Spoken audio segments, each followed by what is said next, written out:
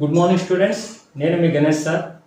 ఇక్కడ మనకి 10th class real numbers సంబంధించి 1 మార్క్ ప్రీవియస్ ఇయర్ క్వశ్చన్స్ ఏ విధంగా చేయాలో మనము ఇక్కడ క్లాస్ తీసుకోబోతున్నాను. అయితే ఇక్కడ previous year question real numbers 1 mark questions 10th class maths. అయితే మనకి ఈ క్వశ్చన్స్ కొన్ని సిబిఎస్ సిలబస్ లో ఇవ్వబడినటువంటి ప్రీవియస్ ఇయర్ లో ఇవ్వబడినటువంటి క్వశ్చన్స్ అనేది మనకి బోర్డ్ ఎగ్జామ్ కి మనకి కూడా యూస్ఫుల్ గా ఉంటాయి కాబట్టి వీటిని ప్రీవియస్ ఇయర్ క్వశ్చన్స్ కింద తీసుకోవడం జరిగింది. ఇక్కడ బోర్డు టర్మ్ 1 2017-15 లో ఇవ్వబడినటువంటి సిబిఎస్ఈ క్వశ్చన్ ఇది. ఇక్కడ చూడండి, explain whether 3 × 12 × 101 + 4 is a prime number or composite number అని అడిగారు.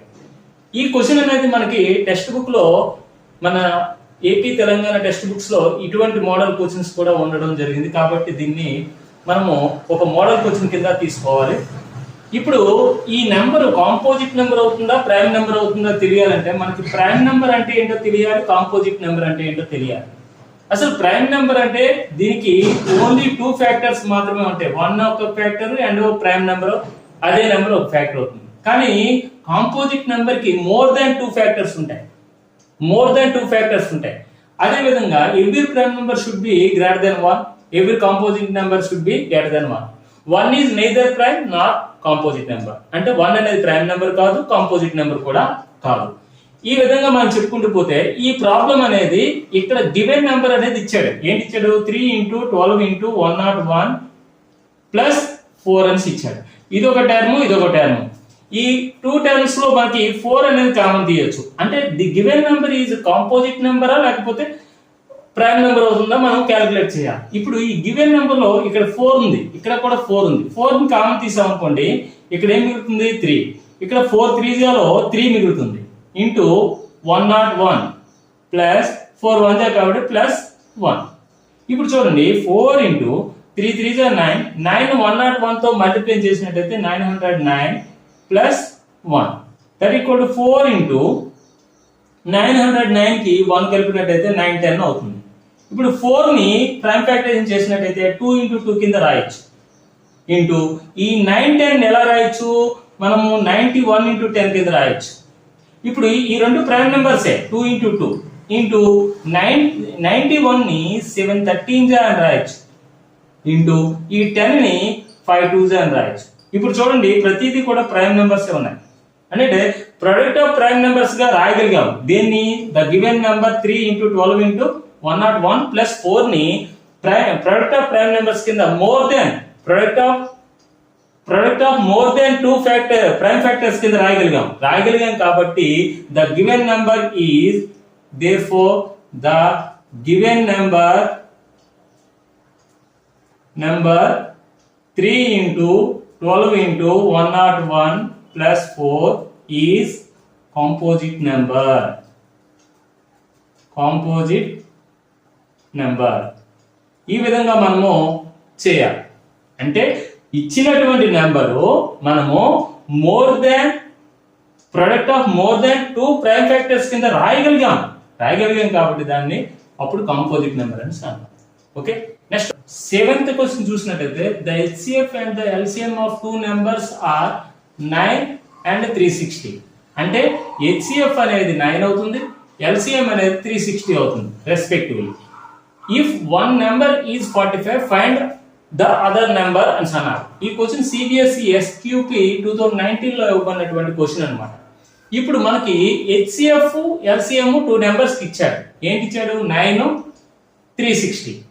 అయితే అందులో ఒక నెంబర్, వన్ నెంబర్ ఈజ్ 45 అని ఇచ్చాడు. ఫైండ్ ద అదర్ నెంబర్ అని అన్నాడు. మనకు ఫార్ములా ఏం తెలుసు? HCF into LCM that equal to product of 2 numbers, product of the given 2 numbers.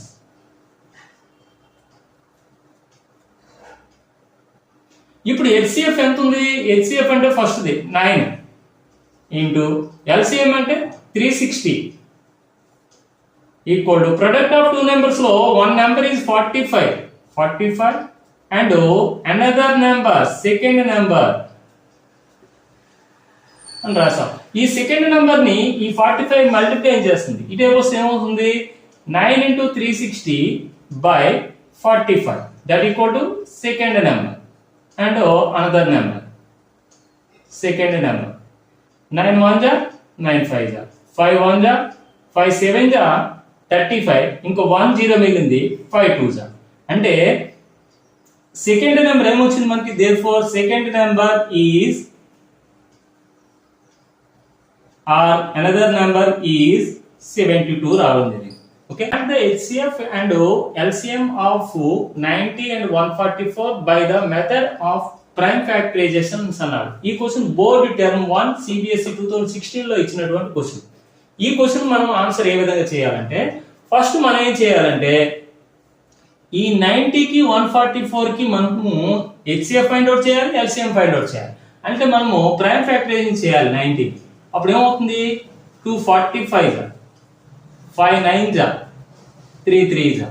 అంటే 90 ఏ విధంగా రాయొచ్చు, 2 ఇంటూ 3 ఇంటూ 3 ఇంటూ 5 అని రాయొచ్చు. దట్ ఈక్వల్ ఏమవుతుంది, 2 power 1 into 3 square into 5 power 1. అంటే 5s 1 ఉన్నాయి కాబట్టి 1, 3s 2 ఉన్నాయి కాబట్టి 3 స్క్వేర్, 2s 1 ఉన్నాయి కాబట్టి 2 పవర్ 1. ఇప్పుడు 144 కూడా అదే విధంగా మనం రాదు. 272 జా 236 జా 218 జా 29 జా 33 జా.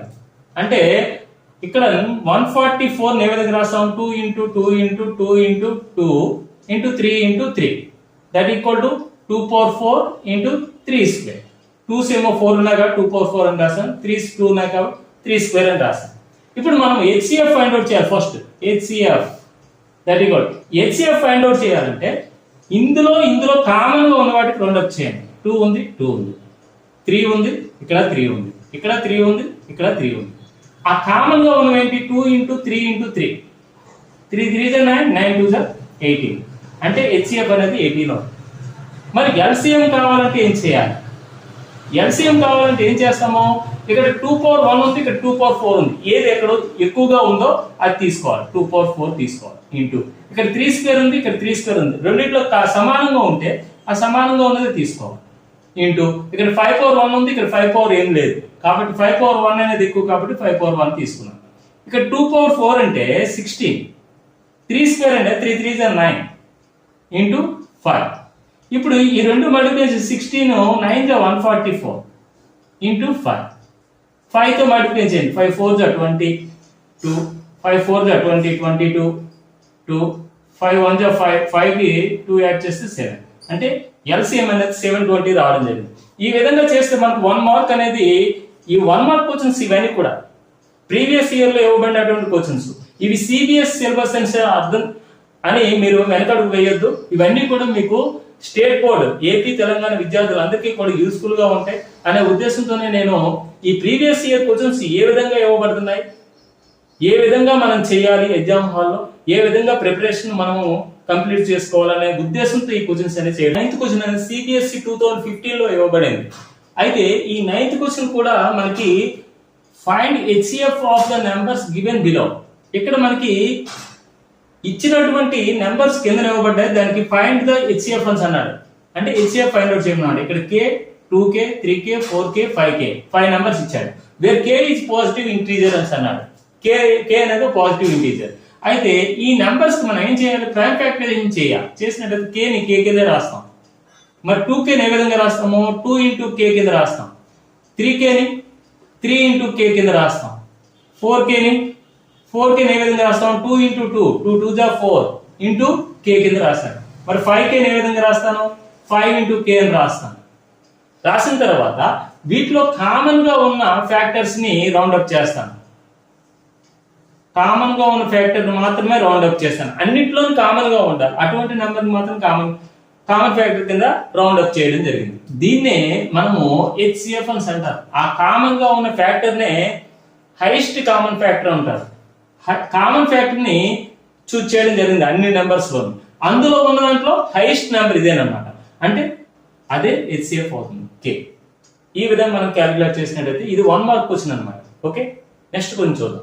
క్వశ్చన్ చూడండి, 10th question. What is the HCF of smallest prime number and smallest composite number అని అన్నారు. అసలు కాంపోజిట్ నెంబర్ అంటే ఏంటి, ప్రైమ్ నెంబర్ అంటే ఏంటి? Every composite number should be greater than 1. అదే విధంగా ప్రైమ్ నెంబర్ కూడా గ్రేటర్ దెన్ 1 అవుతుంది.